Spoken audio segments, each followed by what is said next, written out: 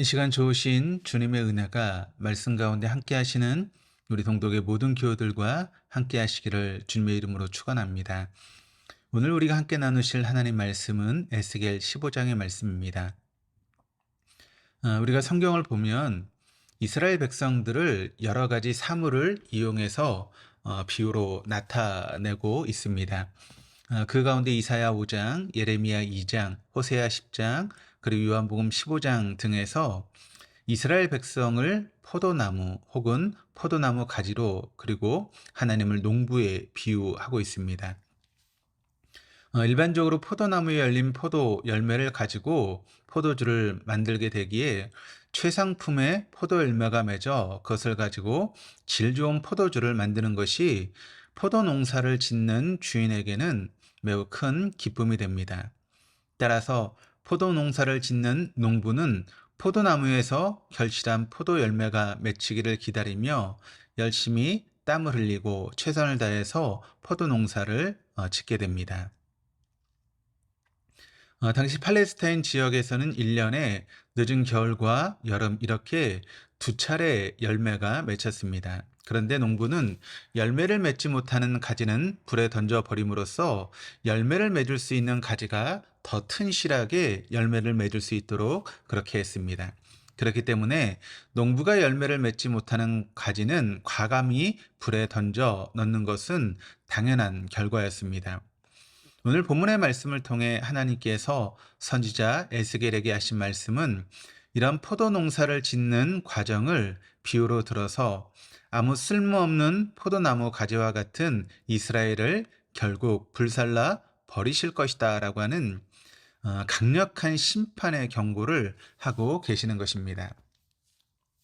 2절과 3절에서 포도나무는 아무런 이용 가치가 없는 나무라고 말하고 있습니다. 왜냐하면 포도나무와 그 가지로는 사실 가구를 만들 수도 없고 또 그릇을 걸어둘 수 있는 못조차도 만들 수 없기 때문입니다.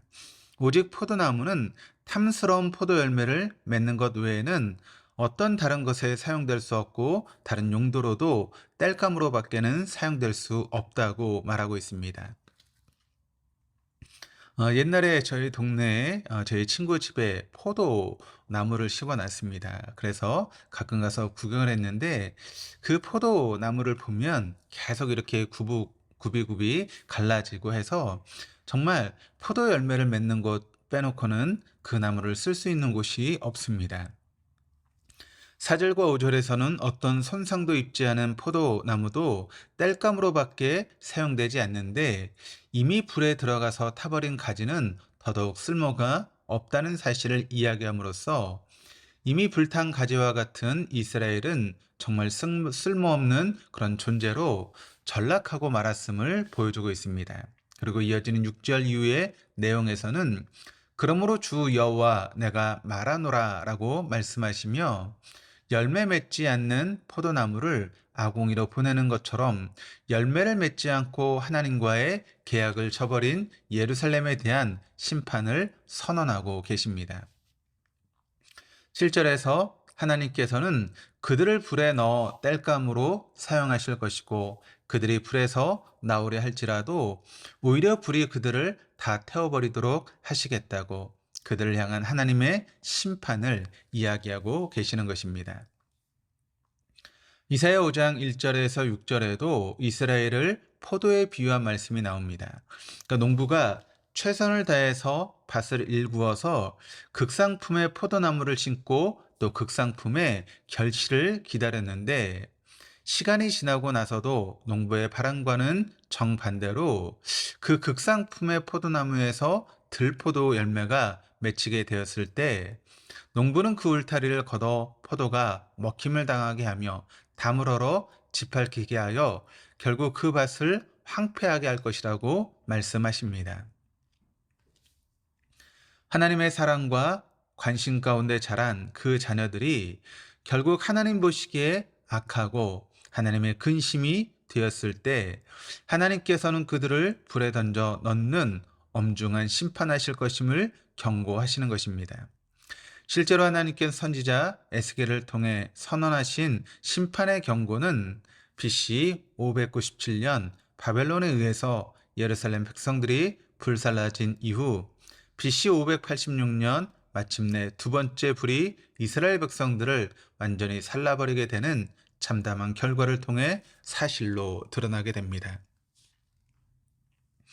우리는 쓸모없이 불의 땔감으로 사라져버릴 이스라엘 백성들의 모습을 보면서 요한복음 15장의 예수님의 말씀을 통해 어떻게 우리가 살아야 하는지를 생각해 볼 수 있습니다. 요한복음 15장에서 예수님께서는 하나님께서는 농부, 그리고 예수님께서는 참 포도나무, 그 자녀들은 가지라고 말씀하시면서 가지가 포도나무에 붙어서 열매를 맺지 않으면 하나님께서 그 가지를 다 제거해 버리신다라고 말씀하셨습니다. 가지 스스로는 어떤 열매도 맺을 수 없기 때문에 가지는 포도나무 안에 거할 때 비로소 많은 열매를 맺을 수 있게 되는 것입니다. 만일 포도나무 가지가 포도나무에 붙어 있지 않으면 밖에 버려져 마르게 되고 사람들은 그것을 모아다가 불에 던져지게 되는 것입니다. 이스라엘은 출애굽한 이후 그들이 따를 분은 오직 여호와 하나님 한 분뿐이라고 고백했습니다. 하지만 그들이 가나안에 들어가 정착한 이후에는 유일하신 하나님만을 섬기지 않고 바알을 따르거나 바알과 하나님을 동시에 섬기려고 하는 모습을 보여주고 있습니다. 이들은 하나님께서 시내산에서 모세에게 주신 십계명의 제일 첫 번째 계명인 나 위에 다른 신을 두지 말라라고 하는 그런 계명을 정면으로 위반한 것이었습니다. 하나님과의 약속을 정면으로 어긴 이스라엘 백성들에게 많은 선지자들을 통해 그들의 잘못된 행동을 돌이키지 않으면 결국 엄중한 심판을 당하게 될 것이라고 경고하셨지만 그들 하나님의 말씀에 귀 기울이지 않았습니다. 농부 되신 하나님은 정성을 다해 포도나무를 길렀지만 결국 그 가지 끝에는 어떤 열매도 맺지 못했거나 극상품이 아닌 형편없는 포도가 맺히게 되었을 때 결국 그 포도나무 가지는 아궁이의 땔감으로 밖에는 사용될 수밖에 없었던 것입니다. 우리는 살아가면서 스스로 아주 쓸모있고 많은 것들을 할 수 있다라고 생각을 하며 우리의 정체성을 잊고 포도나무 대신 예수님을 떠나서도 얼마든지 살아갈 수 있을 것이라 여기며 살아갈 때가 있습니다. 오늘날 우리의 삶에서 여호와와 맺은 약속을 잊어버리고 여호와 외에 다른 신들을 의지하며 살아오고 있지는 않습니까?